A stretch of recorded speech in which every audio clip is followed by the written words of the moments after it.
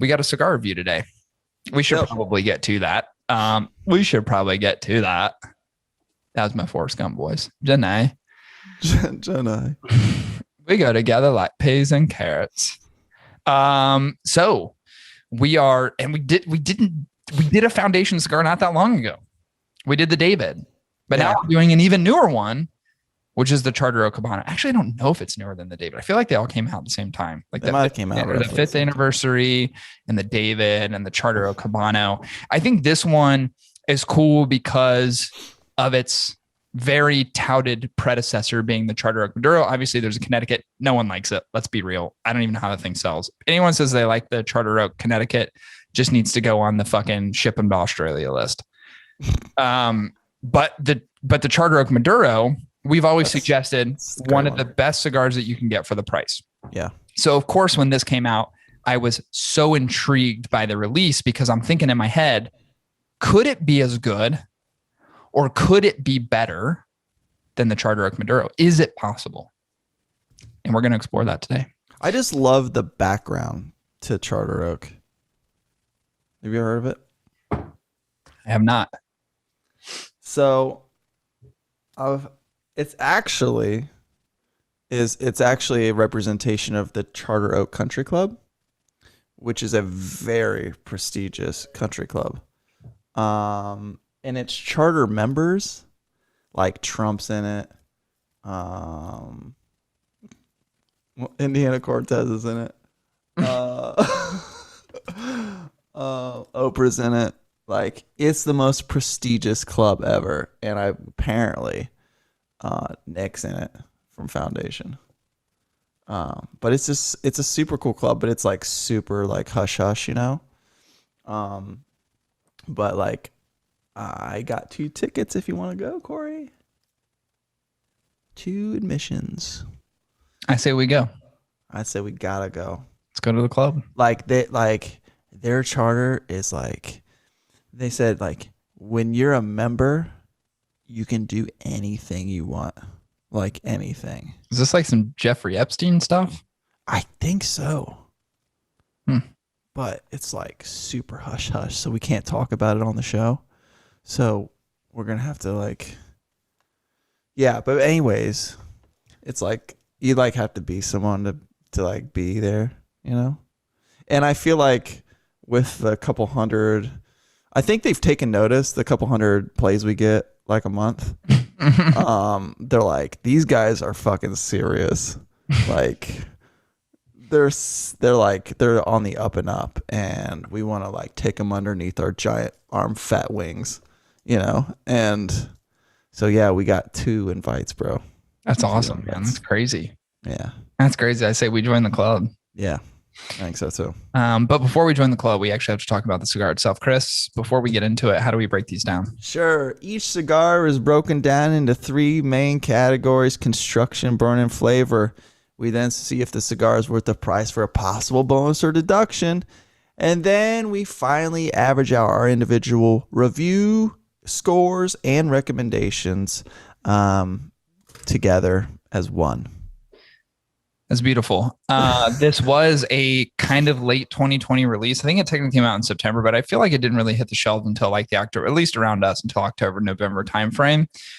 And it still isn't technically everywhere. Manufactured at the AJ Fernandez factory, as a lot of Foundation cigars are these days. Components of the cigar: Ecuadorian Habano for the wrapper type, binder Nicaraguan, filler Nicaraguan. We smoked this in the Rothschild, which is a 4.5 by 50, which I think is one of the most popular vitolas for the Charter Oak. I think that's what I like the most about it, is it's one of those really just good short smokes, like in the Maduro.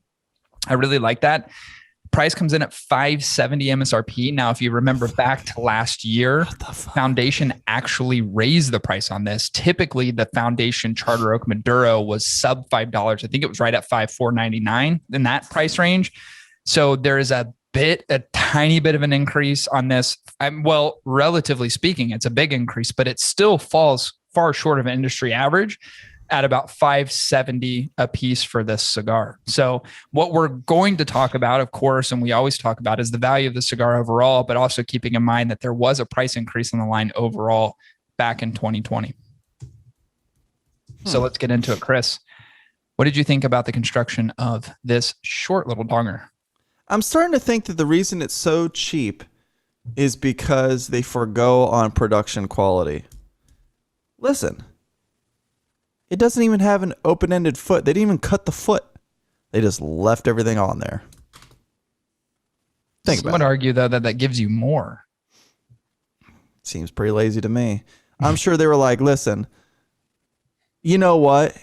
We've run the numbers. You know how many we can produce without having to clip the fucking foreskin off this thing? We've run the numbers, and we've found that while it does take nearly 3 seconds to cut the end of this cigar on the foot, it's costing us about 30 cents every cigar to cut the foot.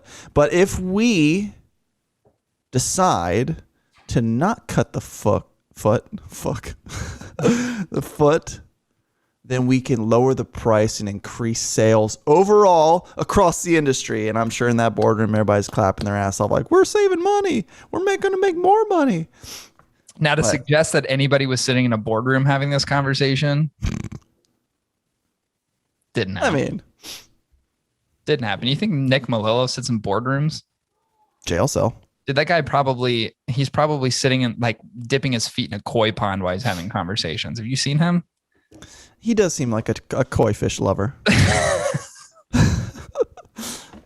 Yeah, some would suggest. Dude, hi, Kale. Love you. I mined an iron block, and now I got a piece of iron. I can make an iron sword, and I made it. I have to get a wooden pickaxe, and mine's done, and I get cobblestone. I can't use it with anything else. I can't use it with the sword. Well, since you're here, what did you think about the cigar? Oh, no, we gave up. Kale, I love you. Keep mining that cobblestone. Anyway, did you talk about construction? No, I didn't. I just gave the foot shit. Did you fucking get into it? You know, it looks just like the Maduro. I know it says Habano on the name, but there is no distinguishable difference for me. Like, really? zero. Dude, the Maduro is so dark and toothy. It's like Connecticut broadleaf. It's a fucking completely different wrapper. Maybe it's been a while, but it looked the same to me. Oh my God, you are fucking high on your maybe ass. I had to do like a once over. Maybe I have to like pull down the glasses to like Chris, look at it. Are you fucking me right now? Look like same scar to me. Oh, you are, dude.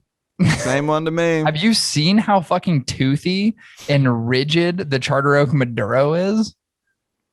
Same cigar. Chris, it's not the same cigar. I'm going to pull this up for you because you're fucking psycho. Same one. Really? Yep.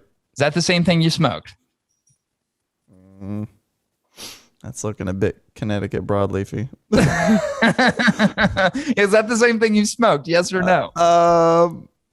I would say for the sake of my argument and winning this debate, yes, it was. Very Whose side am I on? Am I on Dojo's? Oh, am I on Dojo's site? Sorry, Dojo. I'm ripping off your image. Oh, nope. Maybe I'm Half Wheels.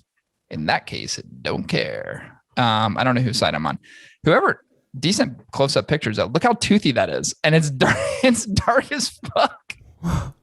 Same cigar. Are you fucking psycho? Who are you? Are you fucking blind? It is. Look at that. That thing's got... Dude, that's got like fucking pimples all over it. Yeah, but look at the other one up there. That thing is a herpes-ridden cigar. This one, look how dark that is. That's been photo edited. Dude, you're fucking crazy. Literally not even... First of all, the Habano is not toothy. It's got a very satin sheen type of finish to it. It's very smooth, slightly oily. There's no bumps. There's no ridges. There's no toothiness. And by the way, it's like 20 fucking shades lighter. Nope, looks same color to me. You're fucking crazy. Now, in all fairness, I did smoke it at night, but so hold on, real quick. Do you want to see what the Habano looks like, Chris? Yep. Do we want to see maybe an image of the Habano so we can all get some sort of idea of how fucking different they are? Give me 1 second. Now, try to tell me, Chris, are those the same? No, in fact, that is actually also Photoshop. That is the Connecticut Charter Oak. I love how you're taking the stance that Dad would take and the fact that you're just adamantly not wrong about anything. I like how you're like, not a lot of difference between the two. What? They're the two most different cigars I've ever fucking seen. Nope. Chris, one's Robert De Niro, can Italian, and one's Wesley Snipes. They're totally different. Okay. Or the guy from Green Mile. Or Sylvester Stallone and Wesley Snipes. There you go. You got a little bit of that Italian skin. Dude, you, what the fuck were you looking at? The Charter Oak Habano that is identical to the Maduro. All right, get into the rest of construction minus your, Jesus Christ. It's a great construction. You know, done? It's a little lazy with a foot. All right. But you know, I'm not going to take any points away. Just go. So clearly not at all the same as the Charter Oak. And dude, I smoked some of the Charter Oak Maduro and I looked at him. I go, wow, this is vastly different in terms of construction and product overall. Completely different. Cigar, actually, one of the similarities I like is the fact that they're both really firm, very light in the hands. These are not dense cigars. They're not very heavy. Even for the Vitola, like the size, you could almost say like, hey, well, it's a smaller Vitola. It's a 4.5 by 50. Of course, it's going to be lighter. No, what I mean, like it's more feathery in terms of your hands than it is like brick or rock. You know, some cigars are just fucking dense and heavy. That's not this cigar. Silky smooth wrapper. I personally love the closed foot on this cigar. One of the things I really liked about the Charter Oak Maduro having the closed foot is that rush of flavor up front because you have that extra tobacco just right on the end. It's like that first initial hit, that first initial rush. I was excited the fact that this one had the same component, hoping it was going to give me the same experience, which we'll get into a little bit later. Chris, what did you think about the burn? Okay. Now that you were completely fucking wrong in the construction, I'd love to hear your take on the burn. All right, ass. It burns exactly like the Maduro. Coincidence? I don't remember the burn on the Maduro. I remember the construction. Coincidence? I think not. Listen, it's a 1-3 puffer. I know I said 1-3 and that seems weird. But there was moments of the cigar where it was super effortless to get a great mouthful of smoke. Interesting. There was other moments where it was a little bit more challenged. And it was more challenged actually at the foot, which I think is probably indicative of a closed foot. But that's okay. All in all, really consistent. Burns real evenly. It passed the whole test, no problems. It had just the right amount of resistance, but also the right amount of airiness. And I think that's kind of goes back to your point. It's kind of built like a NASA space shuttle. You know, it's super light, but it's super rigid, but it's still dense at the same time, but airy at the same time. Does that make sense? Not really, because every time I see a depiction of a space shuttle in space and like one tiny rock hits it, the next thing you know, the fucking crew doesn't have oxygen for like the next week. They seem like they're the most fragile fucking things on Earth. They're not supposed to be, but you have to understand space shit, Corey, space debris, space trash can travel at over 15,000 miles an hour. So, well, then why are we shooting fucking people up there? I don't understand. Because we're dumb. Clearly. There's so much space trash. It's a real problem, people. It's a real problem. But all in all, I thought the burn was amazing, dude. And I think the Rothschild Vitola lends itself to make it that great. Dude, it's just like it's just the right amount of resistance, but super airy and light and great smoke production. It's like what you want out of any cigar that you smoke. It like burned perfectly. Well, that's good. At least you got one thing that seems like it's respectable and correct. I'm using your puffer analogies now. So I called this one a 3-4 puffer. Really tough on the draw. Yeah, really tough on the draw in the first 2/3, as a matter of fact. Really, first 2/3 of the cigar. And it's weird because it wasn't a tight draw. It just seemed like I was having challenges keeping it lit. Now, obviously, environmental conditions, it's drier than a popcorn fart here. So that's not it. I keep everything super controlled, especially my review inventory. So that wasn't it. Something lends itself to the construction of the cigar and the way that it was produced that just it was just, it seemed really, and I don't know, oftentimes we talk about, okay, the combination of wrapper, binder, and filler and combustion overall, keeping an even burn line. Some cigars are more challenged by that than others. We always talk about the cigars in terms of like having the center components of Ligero that create the peak and so on and so forth. So you have some tobaccos that, because of their oil composition, burn slower or faster than others. Sure. And I don't know if it had something to do with that, because environmental conditions, again, would lend itself to say that they're probably sure to burn a little bit faster, but it almost seemed like I was just having trouble keeping lit. Like I'm really like, but not a tight draw, good smoke production when it started to get going, but it just seemed like it just took a little bit to kind of turn the engines every time. You know what type of cigars burn slower, Corey? Because of oils? Maduros. Yeah, this is not a Maduro. Let's be clear. What I will say to the positive, and by the way, I said only, and I'll repeat this, only the first 2/3 of the cigar. As I got through the last of the cigar, it started smoking very normal, easy. It was easy draw, great smoke production. That continued on. And one of the things I actually really liked about this cigar was the incredible even burn line, which actually is, in comparison to the Maduro, something I've always liked about the Maduro is like you never really get an uneven burn on it. So the burn line overall was just fucking phenomenal. So challenges with just kind of keeping and maintaining. And I like to, so here's the thing. I like to smoke cigars fast. So someone who doesn't smoke cigars fast would be very challenged by this. There would definitely be some relights. Still trying to figure out in my head, okay, what was going on that would create that over a period of time, because there didn't seem like there was any soft spots or any pitting in the cigar where there was just loose tobacco or no tobacco. It wasn't like that. It just seemed like it just couldn't stay lit, almost just like combustion was just going out. So a little bit of a faux pas there, but overall pretty damn good. Chris? Yeah. What flavors did you get from this cigar? Yes. Very indicative of the other ones. From the get-go, you get a lot of bitterness and earthiness, which I like. This Charter Oak Habano also lent itself to some medium spice up front, which is also very pleasant for me. But what's great about the cigar is even in this little Rothschild, there's this gradual kind of pattern of going towards a more smooth experience. There was a lot of mild creamy notes that came out later in the cigar that I really liked. And even kind of that earthiness started to morph into maybe a little bit more of like a very kind of explicit like woodiness that I really liked about it. But the cigar overall had a lot of earthy flavors to it with some creaminess, and that gradual transition from a little bit more of a bite at the beginning to more of a smoother cigar towards the latter part was just really nice, because you can burn through these things pretty quickly, in all honesty. Like if you're a chiefer like Corey is, 45 minutes, an hour tops. If you're babying it, like hour and a half at most, probably. Maybe. Yeah, that's maybe. Yeah. But so to have such a gradual kind of change overall, even in a short smoking experience, kind of leaves you wanting a little bit more out of it, which I'm pretty sure you can get in a bigger Vitola. But it was nice. It was kind of like a little dessert, like a little dessert tray. I liked it. It's actually kind of a good way of putting it.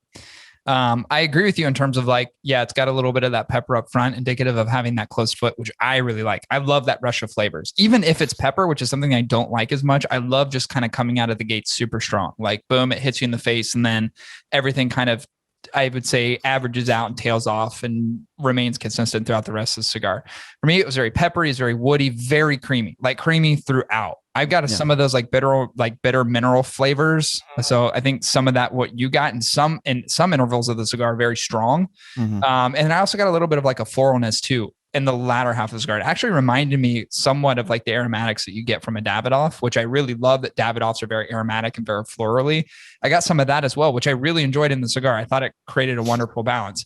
What I will say about this cigar is that the balance overall was something that was, I think, is strikingly important to this cigar, because for me, there's certain intervals of a lot of cigars in the first third, second third, and then the final third, where I can go, okay, well, this piece of it, I could take it or leave it. This piece of it, I really enjoyed. And then maybe in the last half, it was kind of a take it or leave it, or, hey, this particular piece of it wasn't as, it didn't hit my palate the same way. There's always seems to be something in a component of a cigar that I just don't enjoy to the nth degree. What I liked about this cigar, although I would say is more medium bodied and more subtle in terms of the flavors, the balance overall was one of the best I've had in a long time. I really enjoyed the combination of flavors, and they all really melded and worked together throughout the entire cigar. Now, it's a short cigar. We already said 4.5 by 50. It is a short smoke. For me, I think it was like 45 minutes, right at 45 minutes. And one of the other things I'll say about the cigar that I think, even though, and I said earlier, there's a price increase on the Charter Oak line and some other Foundation cigars overall, I think still coming up sub 6 for this Vitola and getting this kind of experience out of the cigar, you cannot deny that it's an amazing value. Is it as good before when you could get these for right at $5? No, because there's 70 cents more. Are they still fucking good? Absolutely. Still worth it. I think the cigar was great. I love this release. It finalized to me the Charter Oak release. Connecticut, Maduro, amazing. Habano, in my opinion, fucking great cigar. It just really just balances out the rest of the line. It completes the series. I love the fact that it came out. Super excited for it. Thought it was great. Yeah. Ditto. So with that being said, value, of course, I give it a bonus. I give it a bonus too. It's hard to dispute it. It really is. Even if you prefer maybe the Maduro over this one, you can't deny that the value in the quality, in comparison to the quality, doesn't, like the quality exceeds the price point. Of course. Like it just does. So it's just like, you can't deny it's not worth more. And if you like the flavors of it, it certainly exceeds the value overall. Yeah. So that being said, we both give it a 1 point or 1% bonus. Chris, what was your score overall? Listen, bro. Charter Oak Habano. 10 out of 10 on construction. Great construction. Lazy on the foot. You need to work on that. Burn. 20 out of 20. I had a really good burn experience, even with a little bit of a challenge of tightness up front. It was super airy and kind of the right amount of resistance for the rest of the cigar. Flavors. I thought honestly, it's a challenger to most cigars. I would say would place in a lot of people's probably go-tos like daily smokes. I gave it a 25 out of 30 on flavor. With that 1% bonus, mine comes out to a 92.7%, which is a highly recommended cigar. Damn, daddy. Damn, daddy. Damn, daddy. I gave it a 10 out of 10 on construction. Thought it was fucking flawless. Looks nothing like the Maduro, not toothy at all. Very satin smooth. Thought construction was damn great on the cigar. Obviously had a challenge with trying to keep this cigar staying lit. As I've already said, if it weren't for me smoking cigars fast, and other cigar smokers who don't would have certainly had challenges with the cigar. So I gave it -1 point for that, 19 out of 20. Thought the flavor was exceptional. Thought the flavor was amazing on this cigar. Gave it a 26 out of 30, 1% bonus, which also gives me a score of a 92.7, which we will round out to a solid 93. I think so appropriate for this cigar. Value overall, one of the things I did like 2 years ago, which I never do this. I never buy boxes of anything. So if I buy a box of something, it's because I really enjoy it. I've bought a box of like 3 different things.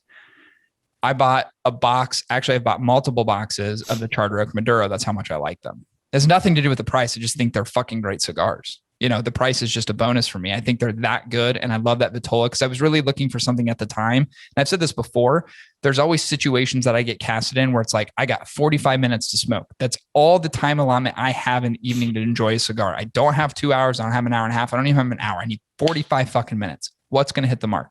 For me, it was always the Charter Oak Maduro. So I just continued buying it. So it fits that mold for me and also gives me the flavor profile I want to kind of wet my whistle a little bit in that 45 minutes. It always hits that mark. For me, the Charter Oak Habano now is one that I would 100% say is box worthy. Such a good cigar for the price. Totally worthy, in my opinion, of a 93. Yeah, I did. Yeah, I agree.